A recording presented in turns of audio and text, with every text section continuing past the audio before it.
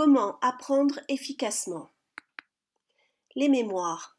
Il n'existe pas une mémoire mais plusieurs, qui sont toutes connectées les unes aux autres.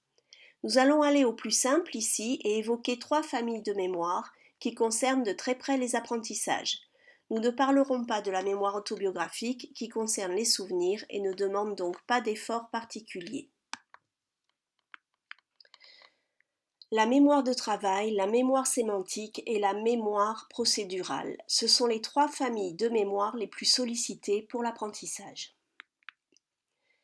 La mémoire de travail, c'est une mémoire à court terme, quelques minutes seulement.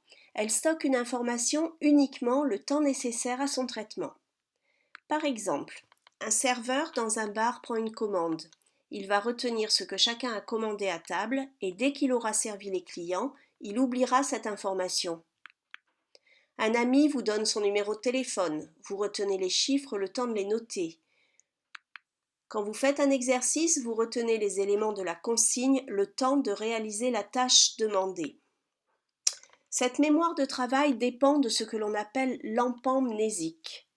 L'empamnésique, c'est le nombre d'éléments d'une liste qu'un individu peut retenir en mémoire de travail.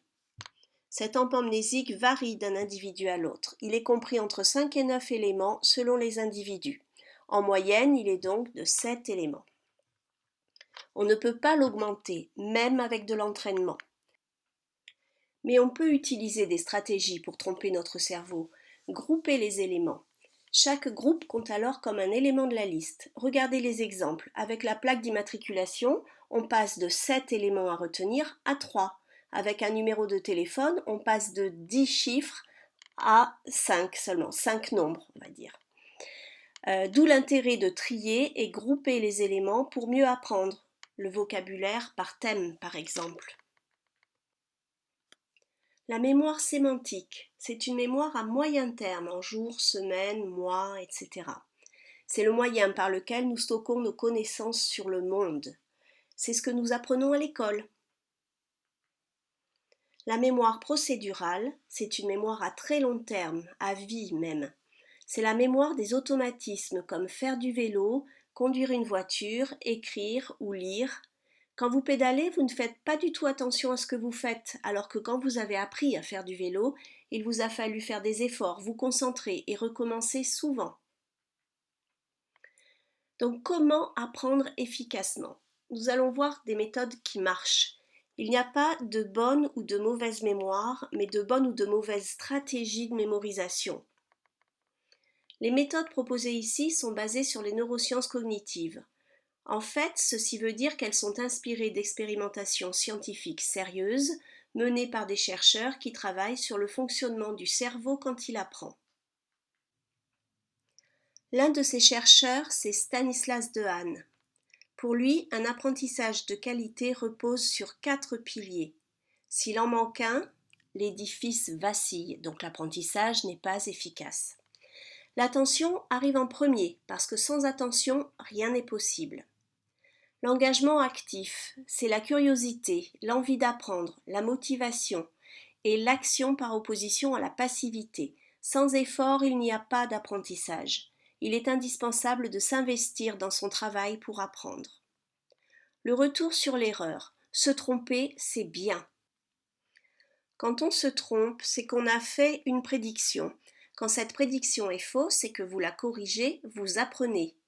Il est donc très important de toujours avoir un retour par le professeur ou un autre moyen, de vérifier ses réponses. Si vous vous trompez et que vous ne vous corrigez pas, soit vous n'apprenez rien, soit vous renforcez une connaissance qui est fausse. Si votre prédiction ou réponse est juste, vous allez renforcer votre connaissance. La consolidation, c'est l'histoire du chemin dans la forêt. Si vous ne consolidez pas ce que vous avez appris, vous ne le retiendrez pas. C'est aussi ce qui se passe pendant que vous dormez. Il est très important de dormir suffisamment et d'avoir un sommeil de qualité pour bien apprendre. C'est en forgeant qu'on devient forgeron. Vous connaissez le proverbe. Tout apprentissage demande un entraînement. Vous avez appris à lire en lisant, à écrire en écrivant et vous apprendrez à conduire en conduisant. Vous entraîner vous permet de consolider vos connaissances et vos savoir-faire. Alors apprenez du vocabulaire parce que plus vous connaîtrez de vocabulaire, plus l'apprentissage et la compréhension seront faciles pour vous. Dès que vous en avez l'occasion, allez vérifier le sens d'un mot que vous n'avez pas compris, mémorisez-le. La mémorisation active. Se contenter de relire votre cours ne vous permettra pas de le mémoriser sur le long terme, et ça c'est très important. Il faut que vous fassiez travailler votre cerveau pour retenir. Pour cela, posez-vous des questions et vérifiez toujours votre réponse. Si votre réponse est juste, vous pourrez la retenir et consolider votre connaissance. Si elle n'est pas juste, vous pourrez la rectifier et donc mieux retenir la bonne réponse. Quand vous rectifiez une erreur, vous changez les connexions dans votre cerveau. Il faut parfois recommencer la même erreur plusieurs fois pour arriver à défaire la mauvaise connexion, à condition de la corriger à chaque fois, évidemment. Parfois, on a appris quelque chose de faux et on a même consolidé cette information. L'apprentissage est bien plus grand, plus important si vous corrigez une erreur. Le cerveau fonctionne de cette façon. Il émet des hypothèses et les vérifie. Le problème, quand elles ne sont pas vérifiées, c'est qu'elles risquent d'être consolidées, jusqu'à ce que le cerveau oublie que ce n'est qu'une hypothèse. Et dans ce cas, vous avez appris quelque chose de faux. Il est donc important de toujours vérifier ces réponses. Pour cela, testez-vous aussi souvent que possible. Ce schéma rapporte le résultat d'une étude faite en 2010 par 2 chercheurs qui souhaitaient voir ce qui était le plus efficace pour mémoriser, étudier, comme apprendre une leçon, ou passer des tests. Les apprenants avaient chacun 8 périodes de travail, par exemple des mots à apprendre en 8 fois 10 minutes. Certains avaient 8 périodes d'études, sans test, d'autres avaient 6 périodes d'études et 2 périodes de test, et un dernier groupe avait 4 périodes de test et 4 périodes d'études. Les résultats montrent que ceux qui n'ont fait qu'étudier n'ont retenu que 17% des éléments, alors que ceux qui se sont testés 2 fois ont retenu 25% des mots, et ceux qui ont été testés 4 fois en ont retenu 39%. Quand on passe un test, on entraîne la récupération en mémoire et donc on fait des efforts plus importants que quand on étudie simplement. On consolide donc mieux ses connexions. N'oubliez pas que sans effort, il n'y a pas de consolidation. Et en pratique, que faire? Lire sa leçon ne sert à rien. Quand vous lisez pour mémoriser, vous n'êtes pas actif et presque rien ne se passe dans votre cerveau. C'est même une très mauvaise idée de lire sa leçon avant de commencer à l'apprendre. Vous allez placer les informations à retenir en mémoire de travail et vous aurez l'impression de connaître votre leçon. Le lendemain ou 2 jours plus tard, il n'en restera rien. Commencez donc par vous interroger sur ce qui a été fait en classe avant d'ouvrir votre cahier pour entraîner la récupération en mémoire. Pensez surtout à vérifier aussitôt vos réponses. Après, vous pourrez vous préparer des tests.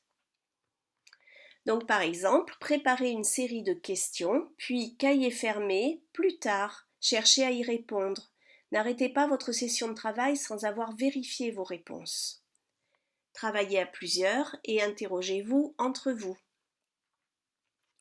Vous pouvez aussi vous préparer des exercices à trous, réciter une définition en autodictée. Vous pouvez surligner les mots importants, les classer, etc. Et pensez toujours à bien vérifier vos réponses.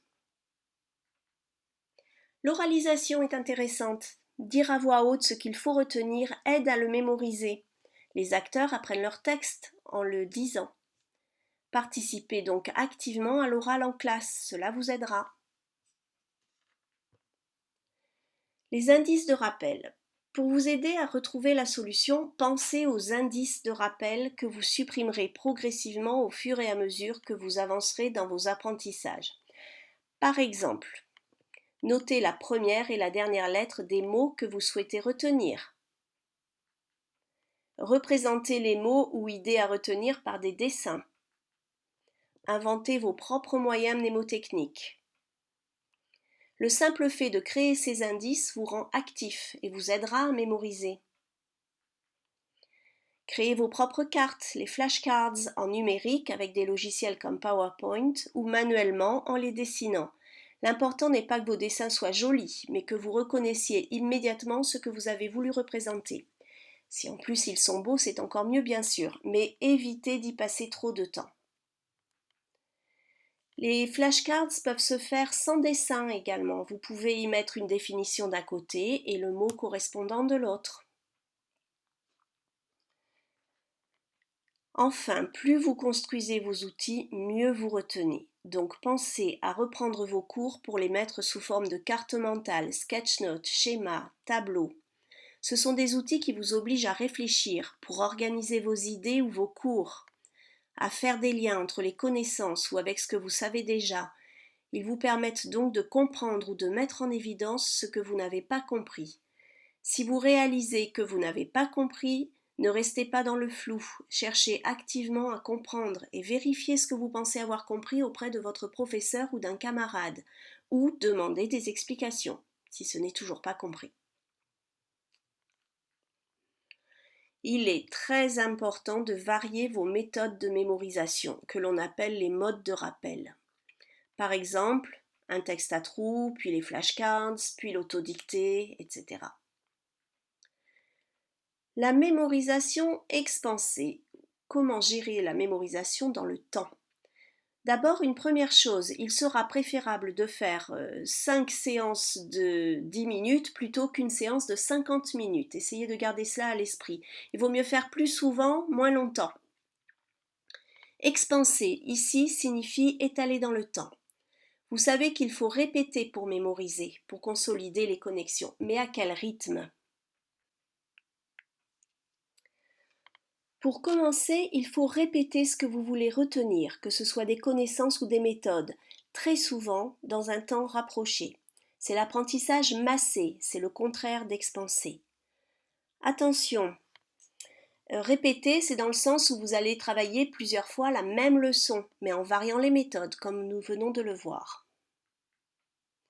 Pour conserver ce que vous avez appris, il faut utiliser les connexions que vous venez de créer afin de les consolider. Il faut donc ensuite répéter encore, mais moins souvent. C'est l'apprentissage expansé. On dit que le rythme idéal, c'est semaine 1, puis semaine 2, puis 4, puis 8. Donc pendant l'année, révisez ce qui a été travaillé plus tôt. Si vous ne le faites pas, vous oublierez et c'est bien normal. C'est l'effort fourni pour se rappeler qui consolide vos connexions. Ce qu'il faut retenir de tout ce que l'on vient de voir, pour apprendre efficacement et pour très longtemps, donc pour faire passer les connaissances dans les mémoires à long terme, sémantique et procédural, il faut consolider la mémorisation, se poser des questions, reprendre souvent sous formes différentes ce que l'on veut retenir, varier les modes de rappel. Vous allez donc pratiquer une mémorisation massée puis expansée et surtout être actif. Rappelez-vous, relire plusieurs fois son cours ne suffit pas. Soyez curieux, posez-vous des questions et surtout vérifiez vos réponses.